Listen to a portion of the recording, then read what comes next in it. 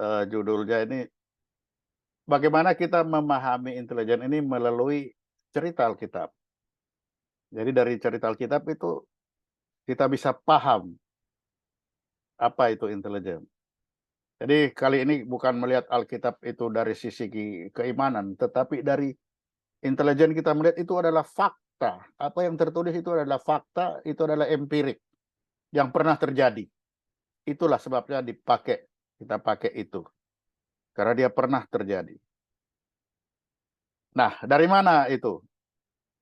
Ini kalau yang pernah membaca di Kejadian pasal 42 ini.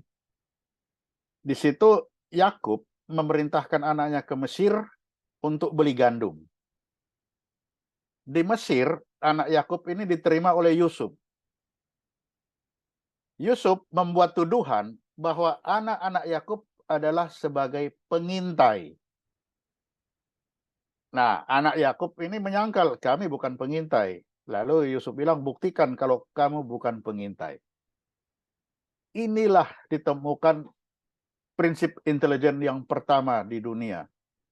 Bahwa Yakub mencurigai bahwa Yusuf mencurigai bahwa anak-anak Yakub yang notabene itu saudara-saudaranya sendiri itu adalah pengintai. Jadi kesadaran tentang intelijen yang datang itu adalah pengintai, ya dimulai zaman Yusuf. Ini. Nah, apa fakta di balik cerita itu? Dari cerita itu kita bisa melihat ada sebuah negara selain kerajaan Mesir di mana Yakub dan anak-anaknya tinggal. Bukan Yakub, Yusuf ini ya, bukan ya, Yakub dan anak tinggal. Karena di Mesir ini si Yusuf.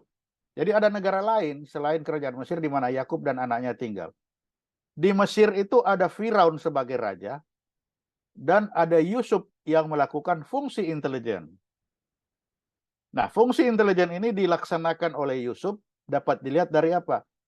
Tuduhan bahwa anak-anaknya atau saudara-saudaranya yang datang yang ingin membeli gandum itu, kamu itu adalah pengintai. Nah, ini fakta yang dibalik cerita itu tadi ya. Nah, dari situ kita bisa melihat apa elemennya, elemen intelijen di zaman Yusuf itu. Di situ itu ada negara, yaitu kerajaan Mesir, ada kepala negara, Firaun, ada pelaksana fungsi intelijen, yaitu Yusuf, dan ada ancaman yang dianalisa. Ancamannya mana? Yaitu yang bilang, kamu pengintai. Berarti ada ancaman yang sudah dianalisa oleh Yusuf. Ada ancaman. Karena ada ancaman, yang datang itu dianggap adalah pengintai. Nah, itu. Jadi kalau saya gambar, nah ini seperti ini. Ini elemen dalam intelijen dalam zaman Yusuf atau Firaun.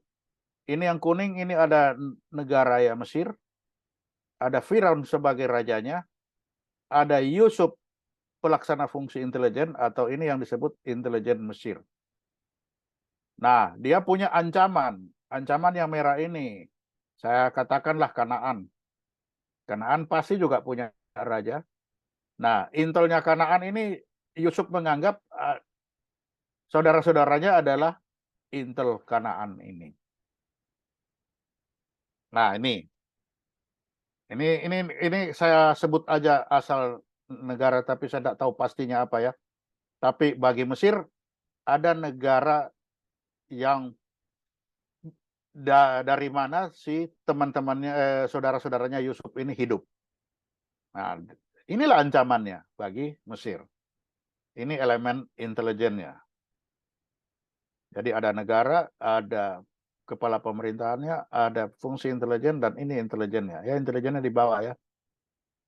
Nah, lalu di zaman Musa, ketika Musa memimpin Israel, itu Musa memilih 12 pengintai.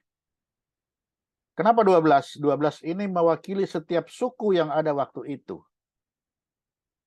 Saat itu Musa ingin tahu apakah benar tanah Kanaan itu subur.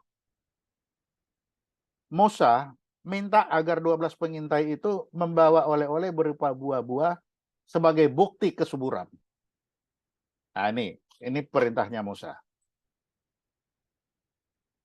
Nah, setelah 40 hari, ke-12 mata-mata itu kembali dan melaporkan hasilnya kepada Musa. Laporannya itu 12 mata-mata ini bilang sama, Kanaan itu memang subur katanya. Lalu 10 mata-mata bilang Kanaan itu dihuni orang-orang besar. Karena itu serangan agar ditunda. 2 mata-mata itu bilang serangan itu lakukan sekarang aja. Nah, 10 mata-mata tadi yang menyatakan bahwa Kanaan itu dihuni orang-orang besar, itu menyarankan kepada Musa supaya 2 mata-mata yang menyatakan lakukan serangan itu sekarang, itu supaya dihukum rajam. Itu supaya dihukum rajam oleh 10 ini. Apa tindakan Musa? Tindakan Musa menganggap bahwa tim intelijennya gagal. Kenapa gagal? Jadi gagal atau berhasilnya suatu operasi intelijen itu hanya ditahu oleh pemberi perintah. Jadi ingat prinsipnya ya, gagal atau berhasilnya suatu operasi intelijen yang tahu itu hanya pemberi perintah. Dalam hal ini Musa. Nah, kenapa gagal? Karena Musa memerintahkan agar 10 mata-matanya itu dirajam. Karena mereka berbohong. Nah, ini. Dia bilang ada orang besar sehingga tunda serangannya. Supaya bohongnya tidak ketahuan, maka 2 mata-mata itu disarankan oleh 10 ini supaya 2 mata-mata ini yang dirajam. Ternyata Musa merajam 10, yang 2 yang disuruh dirajam itu tidak. Dia tidak merajam 2 mata-mata karena mereka menyampaikan sesuai yang mereka lihat. Yang mereka lihat itu tidak ada orang besar di sana. Dan perintah Musa bukan lihat apakah di sana ada orang besar. Perintahnya itu apakah Kanaan itu subur. Nah, ini. Jadi harus dilihat baik-baik antara perintah dan apa yang dilaporkan. Jadi Musa sudah langsung tahu, ini bohong ini orang-orang ini, ngarang. Oh, enggak diperintahi suruh lihat orang kok jawabannya lihat orang. Tapi yang satu bilang ini adalah melihat Kanaan itu subur sesuai dengan perintah Musa. Nah, itu. Nah, pelajaran di balik kegagalan 12 mata ini, 12 mata-mata ini merupakan perwakilan dari 12 suku Israel. Artinya apa? Musa tidak mengenal mereka dengan baik. Laporan yang diberikan itu tidak hanya kepada Musa, tetapi juga kepada 12 pemimpin suku. Apa akibatnya? Tidak ada lagi kerahasiaan. Tidak ada kerahasiaan lagi. Musuh sudah tahu tindakan yang akan diambil. Nah, ini akibatnya karena yang disuruh itu bukan yang pemerintahkan tidak mengenal dengan baik. Nah, elemen zaman Musa, setelah tadi kita bicara elemen zaman Yusuf, sekarang elemen zaman Musa. Itu tetap ada negara, ada kerajaan, ada kepala negara, ada pelaksana fungsi intelijen 12 pengintai, dan ada ancaman yang dianalisa. Apa artinya? Elemennya tidak berubah. Lanjut. Nah, tetap elemennya. Ini Israel, ini Musa, 12 pengintai Israel, ini Kanaan. Tidak berubah. Nah, setelah itu zaman Yosua memimpin Israel. Setelah 40 tahun, Yosua salah satu dari 2 mata-mata Musa itu memimpin Israel. Jadi dari 2 mata-mata yang tidak dipenggal itu salah satunya Yosua.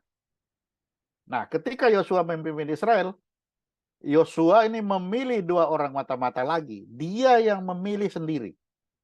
Sehingga laporannya hanya ke Yosua. Yosua berhasil menduduki Yeriko. 2 orang mata-mata ini disuruh kemana? Disuruh ke Yeriko. Nah, kita lihat. Nah, nih. Jadi pelajaran kita sudah tahu betul ke Yeriko ini akhirnya kan bisa diduduki oleh Israel. Di sini ketika Yosua memilih 2 mata-mata, sebentar saya lihat depannya ada. Nah, ini ada cerita unik di sini ini. Kalau yang pernah membaca Alkitab ini sudah pasti tahu. Yosua memiliki 2 mata-mata. 2 mata-mata ini dikirim ke Yeriko. Di Yeriko, 2 mata-mata ini ketika dicari oleh Raja Yeriko, diselamatkan oleh siapa yang tahu ini? Siapa yang menyelamatkan mata-mata? Pelacur. Ya, diselamatkan oleh pelacur yang rumahnya di tembok kota Yeriko. Diselamatkan, diturunkan pakai tali merah. Dia bilang, kamu jangan balik dulu, nanti 3 hari setelah itu, setelah 3 hari baru kamu boleh kembali. Nah, setelah 3 hari balik dan selamat. Nah, apa yang bisa dilihat di sini? Pelacur itu namanya Rahab. Ini ada satu saat saya diundang di Bekasi oleh para pendeta. Pendeta ini mengkomplain kepada wali kota karena banyak apartemen dijadikan tempat sarangnya para pelacur. Saya disuruh bicara. Nah, saya coba tanya, intelijen dengan pelacur. Intelijen itu punya apa itu? Dia punya hutang budi kepada pelacur ini. Karena mereka yang menyelamatkan. Nah, ini artinya apa? Pelacur ini bukan salah mereka berada di apartemen. Tetapi mereka harus diberikan tempat zaman dulu di tembok kota. Jadi bukan dimusnahkan. Kalau dimusnahkan ya lari seperti itu. Itu kalau dilihat dari sisi intelijen. Kalau dilihat dari sisi pelaut, nah para pelacur ini mengingatkan masih ada perempuan di darat. Nanti di tengah laut jangan kamu main anggar.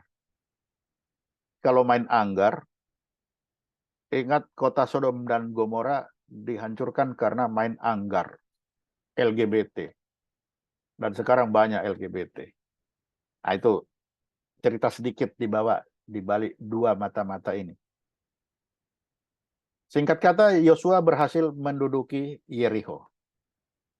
Nah, pelajaran yang didapat dari keberhasilan Yosua. Yang pertama, agen intelijen yang digunakan ini harus dikenal dengan baik oleh yang memerintahkan. Laporan hanya diberikan kepada yang memberi perintah. Gagal atau berhasilnya intelijen ini hanya diketahui oleh yang memberi perintah. Nah, ini pelajaran dari Yosua 2 mata-mata. Elemen zaman Yosua tetap tidak ada perubahan. Ada kerajaan Israel, ada kepala negara Yosua, ada pelaksana fungsi intelijen 2 pengintai, ada ancaman yang dianalisa yaitu kota Yeriko atau kerajaan Yeriko zaman itu. Nah, gambarnya tetap tidak ada perubahan. Ini Israel, Yosua, 12 pengintai, ini Yeriko. Ini sudah zaman Yosua. Sekarang penerapan elemen intelijen itu di zaman modern. Setelah zaman modern kita lihatlah Amerika. Ini Amerika, ada presidennya di bawah CIA. Inilah intelijen, bukan intelijen Israel. Inilah intelijen Amerika. Yang selalu yang dilihat adalah ancaman terhadap Amerika. Ancaman Amerika itu selalu dilihat oleh CIA ini. Ini intelijen Amerika ya, bukan Israel. Salah tulis saya. Nah, di negara bagian, gubernur itu ada FBI. Ini intelijennya si gubernur, bukan intelijen Amerika ya, intelijen gubernur terhadap ancaman. Nah, itu Amerika. India. India ada presiden di bawah ini namanya RAW, Research Analysis Wing. Ini intelnya India. Ya, dia melihat ancaman juga. Sama. Pakistan. Ini di sini isi Intel Pakistan. Ancaman ini yang dilihat. Indonesia. Ini presiden, ini BIN. Inilah Intel Indonesia. Lihat, ini presiden, ini BIN. Ini ancaman yang dilihat. Jadi ini kita mengambil intelijen tingkat negara ya. Negara. Ini negara. Ini presiden, ini BIN, ini Intel Indonesia. Nah, kita turun sekarang. Di tingkat TNI. Elemen intelijen Indonesia tingkat TNI. Ini TNI. Ini Panglima. Ini Badan Intelijen Strategis TNI. Inilah intelijen TNI. Disinilah saya dulu berada. Kita lihat sama ancaman yang dilihat. Nah, tidak berubah kan? Tetap. Kita lanjut. Polisi. Ada Kapolri. Ada Badan Intelijen Kepolisian. Ini Intel Polisi. Sama juga ancamannya. Jadi ancaman-ancaman siapa? Ya ancaman untuk polisi. Bukan ancaman untuk TNI. Nah, beda kan? Jadi Bais melihat ancaman ini mengancam TNI. Kalau ini, ancaman ini mengancam Indonesia. Itu BIN. Nah, mudah-mudahan bisa menangkap ya. Ini ancaman mengancam TNI. Ini ancaman mengancam polisi. Ini big. Kita lanjut. Nah, ini Kemhan. Ini ancaman yang harus dibuat oleh Menhan. Ada Dirstrahan. Intelijennya Kemhan. Nih, beda. Jadi, dari sini kita bisa lihat bahwa ternyata intelijen itu profesi antik.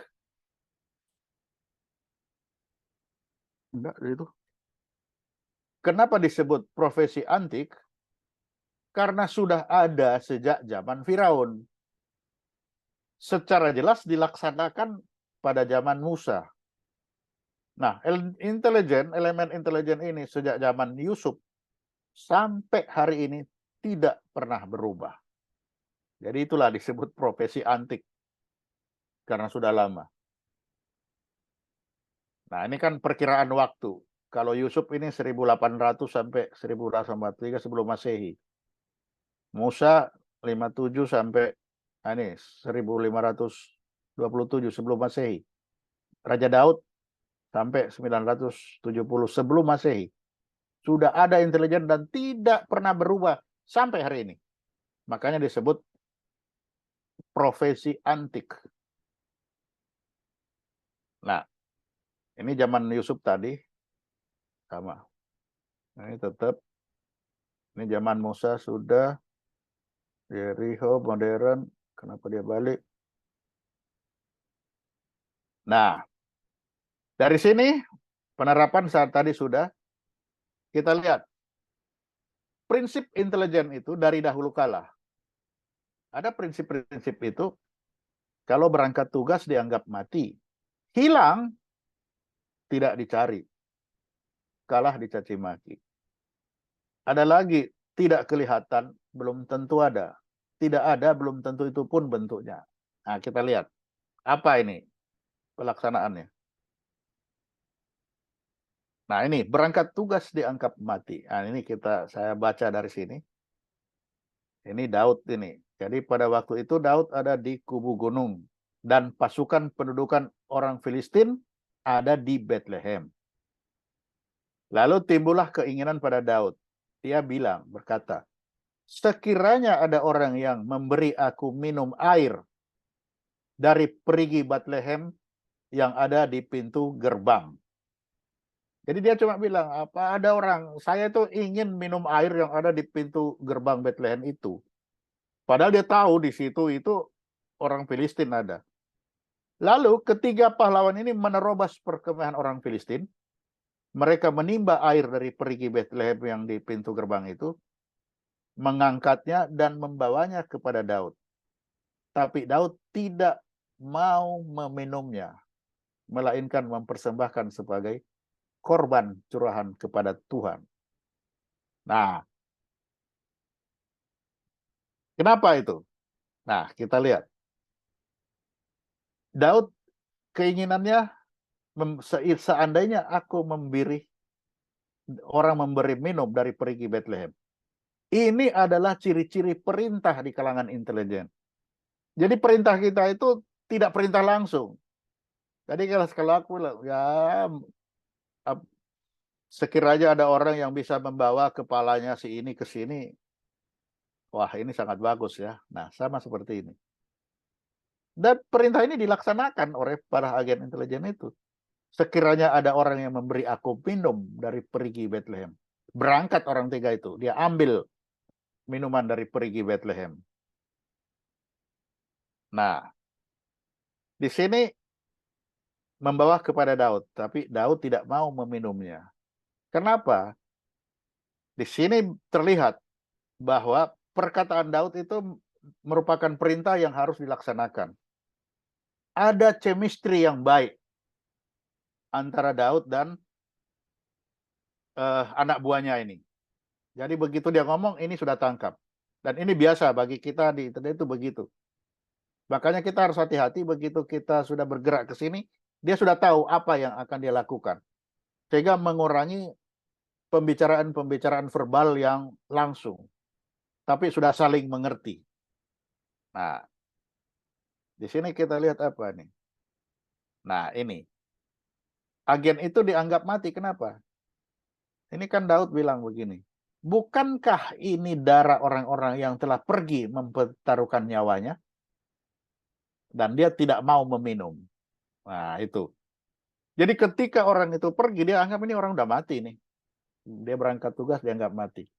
Makanya ketika air itu datang, dia tidak minum.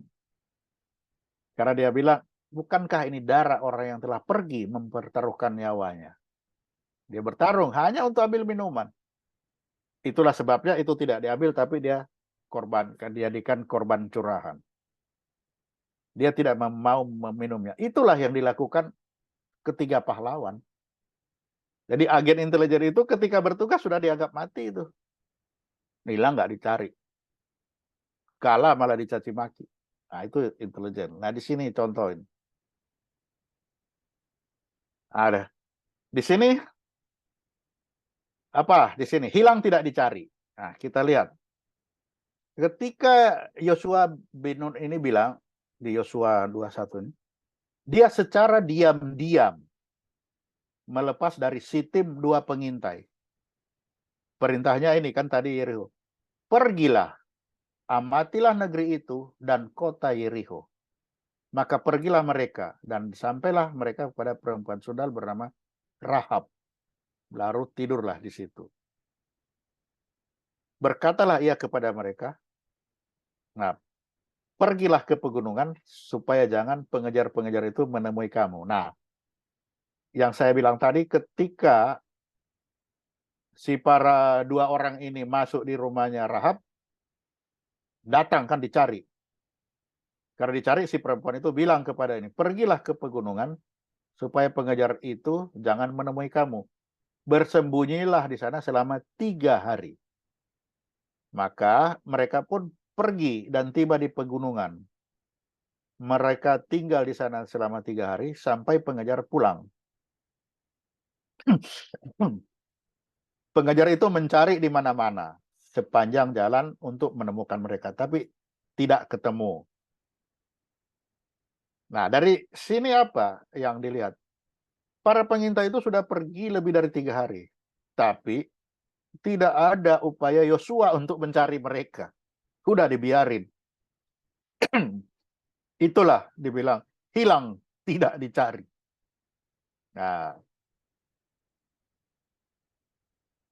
Nah, ini kalah dicaci maki. Tindakan Musa 10 mata-mata itu bukan dicaci maki, tapi dirajam karena 10 mata-mata ini berbohong. Ada orang besar tunda serangan, sedangkan 2 ini tidak dirajam. Jadi ini kalah bukan kalau kita dicaci maki, kalau Musa enggak, langsung dirajam sama dia. Menang tidak dipuji. Di sini orang-orang 3 ini kan dia dapat itu air yang seperti diharapkan ini. Jadi Daud sangat tahu bahwa agen intelijen itu berhasil masuk Bethlehem. Tapi Daud tidak memuji mereka. Dia tidak memuji. Dan agen intelijen pun itu sama. Tidak ada pujian bagi mereka. Ini. Walaupun dia berhasil. Nah, di sini tidak kelihatan belum tentu tidak ada. Apa? Yosua bin Nun bilang, pergilah dengan diam-diam. Jadi tidak kelihatan. Dengan diam-diam. Tugas pengintai itu dirahasiakan secara cermat. Bahkan orang Israel pun tidak tahu ada mereka pergi. Jadi tidak kelihatan ada mata-mata, tapi belum tentu tidak ada. Bahwa ada penugasan itu. Nah ini. Tidak kelihatan belum tentu tidak ada. Yang ada belum tentu itu bentuknya. Nah di sini. Ketika Yusuf melihat saudara-saudaranya, segeralah ia kenal. Dia kenal. Tetapi ia berlaku seolah-olah ia seorang asing kepada mereka. Ia menegur mereka dengan membentak, dari mana kamu? Nah, seolah-olah. Jadi belum tentu itu bentuknya. Ketika dia sudah marah-marah itu, dari mana kamu? Nah, kali sini teringatlah Yusuf akan mimpi-mimpinya. Berkata kepada mereka, kamu ini pengintai. Kamu datang untuk melihat di mana negeri ini tidak dijaga. Nah, dari sinilah dilihat bahwa Yusuf naluri intelijennya. Kamu pengintai, datang untuk melihat-lihat di mana negeri ini tidak dijaga. Nah, perkataan ini kepada saudara-saudaranya. Tapi kan ini belum tentu itu bentuknya. Karena sebenarnya dia hanya supaya ada talking point dengan saudara-saudaranya. Ia berlaku seolah-olah seorang asing bagi saudara-saudaranya. Nah ini, yang kelihatan, yang ada belum tentu itu bentuknya. Itu. Nah, yang ada pun belum tentu itu bentuknya. Yang kelihatan belum tentu itu bentuknya. Yang kelihatan belum tentu itu bentuknya. Nah ini. Di kejadian ini, segeralah kamu kembali kepada Bapak dan katakanlah, begini kata Yusuf, anakmu, Allah telah menempatkan aku sebagai tuan di seluruh Mesir. Datanglah mendapatkan aku, janganlah tunggu-tunggu. Engkau akan tinggal di tanah Goshen dekat kepadaku dan engkau serta cucu-cucumu. Nah, di sini. Jadi Yusuf yang tadi dia bilang itu bahwa mata-mata, ternyata kan belum tentu itu bentuknya. Malah dia bilang, Allah telah menempatkan aku sebagai Tuhan. Dia bilang, segera setelah kembali, datanglah dapatkan aku. Jangan tunggu-tunggu. Jadi yang dia katakan tadi, kamu mata-mata, ternyata bukan itu. Jadi yang ada pun belum tentu itu bentuknya. Nah ini. Nah, dari situ kita bisa lihat keadaan sekarang ini. Dulu Bakin, sekarang jadi Bin. Banyak orang bilang Intel tidak bisa koordinasi. Itu kan yang terlihat. Tapi sesungguhnya koordinasi baik sekali. Ada pemberi perintah.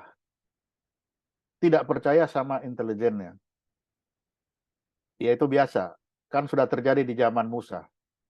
Dia 12 itu kan dia tidak percaya sama 12 itu. Nah, ini satuan teritorial ini kan dapat dimanfaatkan. Jadi ini nanti saya bahas belakangan. Ini dulu. Jadi dia tidak percaya sama intelijen sudah biasa. Ini situasi sekarang. Nah, Dari situasi sekarang saya ingin melihatkan, inilah intelijen yang ada sekarang di Indonesia. Modelnya kan tetap sama. Ini TNI, Panglima, Bais. Ini Intel TNI. Ini Polri, Kapolri, BIK. Ini Polri. Ini Menkes, ini bukan kejaksaan ini. Kejaksaan, ini Intel, Intel Jaksa. Ini Menhan, Strahan, ini Presiden BIN. Gitu. Jadi bentuknya ini tetap. Inilah orang-orang intelijen yang ada di bawah. Inilah mereka yang berkoordinasi selalu. Bukan atas. Nah, ini banyak orang yang tidak mengerti posisi intelijen di dalam badan hukum atau di dalam organisasi. Dia selalu ada di bawah sini. Jadi tidak ada intelijen di atas sini. Dia selalu di bawah. Nah, kalau kita tidak tahu posisi pasti akan salah. Nah, itu. Nah, tugas intelijen itu apa? Tugas itu dari pemberi perintah. BIN dari Presiden. Bais dari Panglima TNI. BIK dari Kapolri. Jam Intel dari Kejaksaan. Dirstrahan dari Menhan. Jadi kalau orang bilang intelijen banyak, iya memang banyak. Karena memang itulah si intelijennya begitu. Orang menginginkan satu. Nggak bisa, intelijen tuh banyak. Di mana-mana ada. Makanya kelihatan, yang terlihat belum tentu itu bentuknya. Tidak kelihatan, tapi dia ada. Nah, ini. Nah, tugas. Nah, pemberi perintah itu tugas dari mana? Kalau presiden tentunya melaksanakan dari undang-undang. TNI, iya tugasnya dari undang-undang TNI. Polri, dari undang-undang Polri. Kejaksaan, dari undang-undang kejaksaan. Menhan, dari undang-undang Hanek. Nah, jadi masing-masing pemberi perintah itu ada asal perintah dari undang-undang yang ada. Ini hubungan antara intelijen dengan undang-undang yang ada. Perundangan di Indonesia itu. Nah, ini sama sih tadi. TNI dapat dari undang-undang TNI mengatur TNI. Polri, undang-undang Polri. Nah, kalau BNPT, Intel ini undang-undang teroris. Menhan, undang-undang Hanek. Presiden BIN dari undang-undang dasar. Apa tugas presiden? Nah, lalu ini dia berkoordinasi terus-menerus. Tapi tugas itu adalah masing-masing tegak lurus dari atas.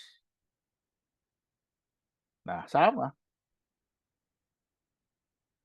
Ini Pangdam. Ini kan ada Kes Bangpol. Ini gubernur Kes Bangpol. Ini wilayah ini.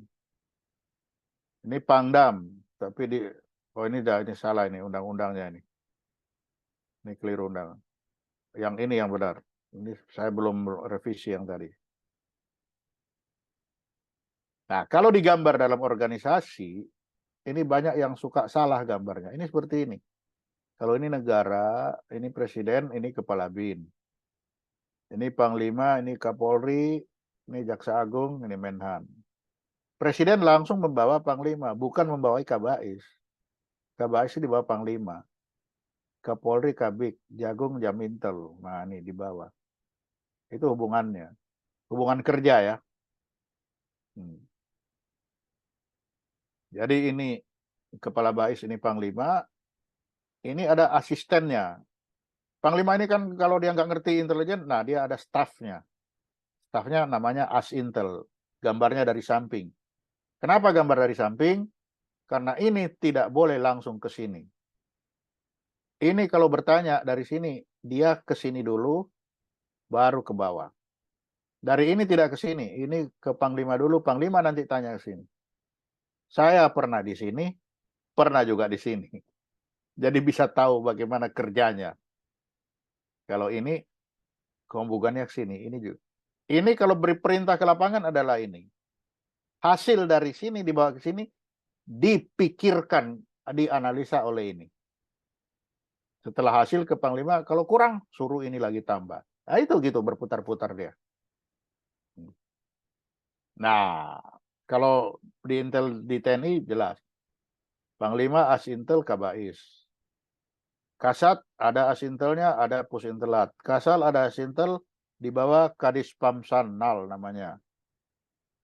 Kasau ada asintelnya, di bawah Kadis Pamsan AU. Komando Gabungan, Panglima ada asintelnya, di sini Intelijen Kogab. Tetap tidak ada perubahan. Jadi sejak Yusuf sampai hari ini tidak ada perubahan. Kalaupun ada, hanya Asintel ini kan otaknya beliau ini. Karena saking banyaknya tidak bisa mikir sendiri. Tambahin dia suruh mikir. Nah, kan itu. Tapi bukan ke sini. Nah, ini kalau digambar secara keseluruhan, ini untuk Angkatan Darat ini saya bikin. Ini angkatan dari TNI, TNI AD, TNI AL. Kalau TNI AD ini ada Kasat, Asintel, Pusintelat. Di bawah Kasat ada Pangdam. Pangdam Korem. Korem Kodim. Baru ini, Bais ini kesini ini berkoordinasi. Makanya jalurnya putus-putus. Ke sini, dia ke sini, berkoordinasi. Kalau langsung, dia tidak boleh. Dia harus Bais ke Panglima dulu, Panglima ke Kasat. Atau ke Kasal, baru turun ke bawah. Tapi koordinasi, ya, saya memimpin, mengkoordinir. Ini kalau saya butuh, saya tanya aja ini, berkoordinasi. Atas nama Panglima Kasat. Tapi ini jalurnya.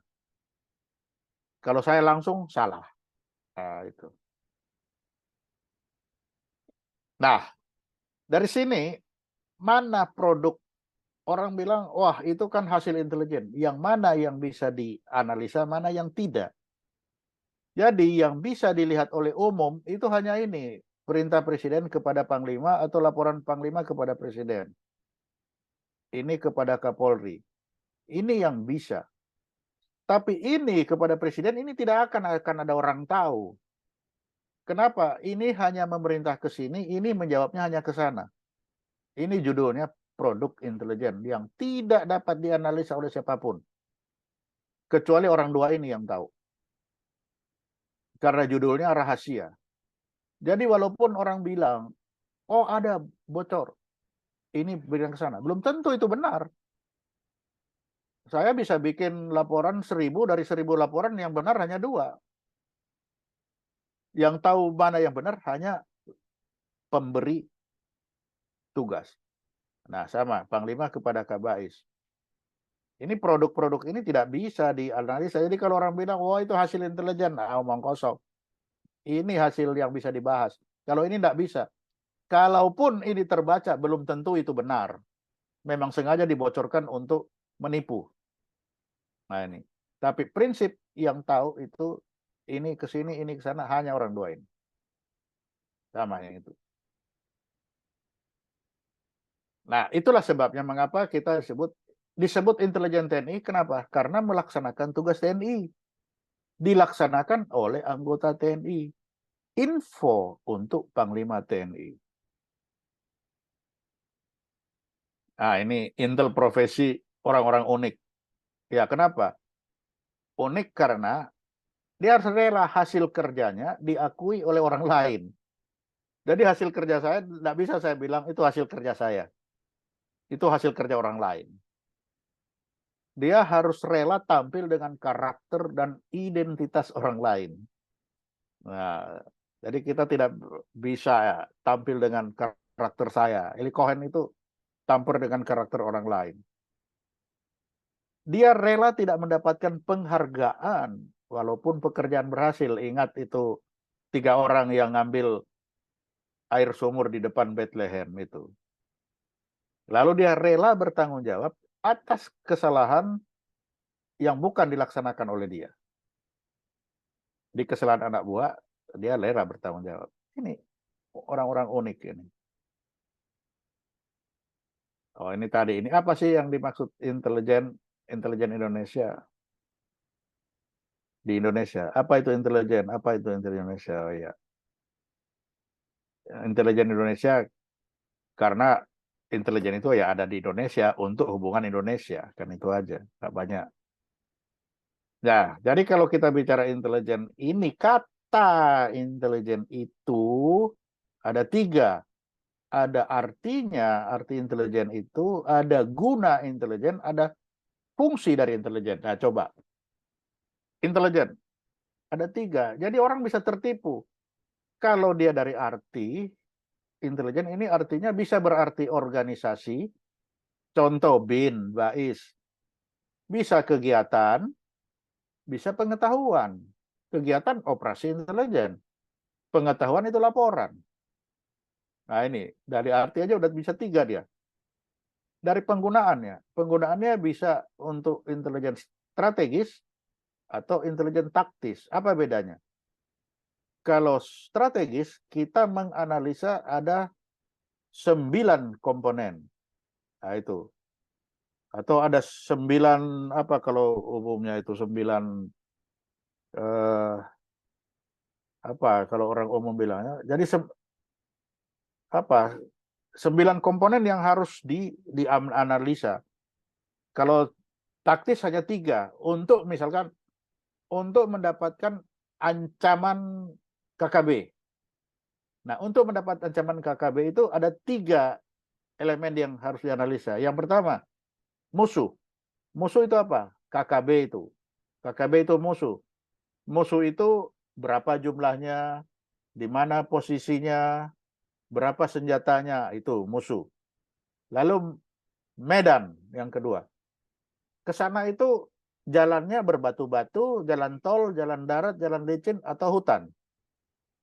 Lalu cuaca. Cuacanya itu suka hujan, panas, hujan angin. Nah itu. Jadi ada 3 elemen. Musuh, medan, cuaca. Dianalisa ini akan menghasilkan ancaman. Ancaman. Dari situ kita akan bisa mengetahui apa kekuatan KKB, di mana kelemahannya, bagaimana cara bertindaknya. Nah itu. Jadi dengan menganalisa elemen musuh, medan, cuaca, kita akan tahu kekuatannya dia apa, kelemahannya di mana, cara bertindak dia bagaimana. Oh, kalau berhutan-hutan pasti dia akan bertindak dengan menggunakan pohon sebagai pelindung. Nah, karena ini malam hari susah, tidak bisa terlihat. Itu 3. Sedangkan strategis itu ada 9 komponen yang harus dianalisa. Mulai misalkan sejarah, biografi, telekomunikasi, dan lain-lain. Ada 9, saya tidak hafal itu. Untuk menghasilkan kemampuan, kelemahan, dan kemungkinan cara bertindak suatu negara. Itulah sebabnya Intel taktis ini ada disebut Intel Pur, Intel tempur oleh Angkatan Darat, Intel Maritim Angkatan Laut, Intel Udara oleh Angkatan Udara. Fungsinya ini dia lead pamgal. Jadi dia dia fungsinya apa? Dia bisa menyelidiki, dia mengamankan, dan dia bisa menggalang. Menggalang itu apa? Merubah logika berpikir orang dari A menjadi B. Nah inilah intelijen. Coba banyak kan? Tapi pelaksananya ini, wah ini banyak sekali. Nanti next time kita bicarakan. Ini contoh intelijen sebagai organisasi CIA, RO, BAIS TNI, BIN, Intel Bea Cukai, BIK. Itu contohnya. Intelijen sebagai pengetahuan, laporan, informasi, itu. Intelijen sebagai kegiatan, operasi intelijen, kegiatan, pengamatan, itu semua intelijen sebagai kegiatan. Penggunaannya intelijen strategis dan intelijen taktis. Intelijen strategis untuk keputusan strategis dan intelijen taktis untuk keputusan taktis. Hasil dari intelijen itu adalah indication and warning. Nah, ingat, hasil intelijen itu hanya berupa indication and warning. Itu sebabnya dia harus rahasia. Karena selalu hanya bermain-main di indikasi saja. Belum tentu itu benar. Nah, itu. Masih perlu ditindaklanjuti. Tapi dengan ada indikasi, oh ini ada indikasinya. Ini pasukan akan menyerang. Apa indikasinya? Dia sudah bangun pagi-pagi, dia sudah beli makanan penuh, dia sudah siapkan kuda-kuda untuk bawa makanan. Nah, dia menyerang, hati-hati. Tapi itu belum tentu benar. Kalau ada indikasi, maka kita warning. Kita lihat indikasi. Itu seperti tadi, KKB sudah kok kemarin dia ke pasar beli makanan banyak, dia sudah beli sepatu, dia beli. Nah, wah ini indikasi. Indikasi apa? Dia akan menyerang. Nah, itu. Jadi indikasi ada temannya warning. Nah, sampai situ dulu pengenalan ini. Nanti kita sambung. Silakan nanti kalau ada yang mau bertanya.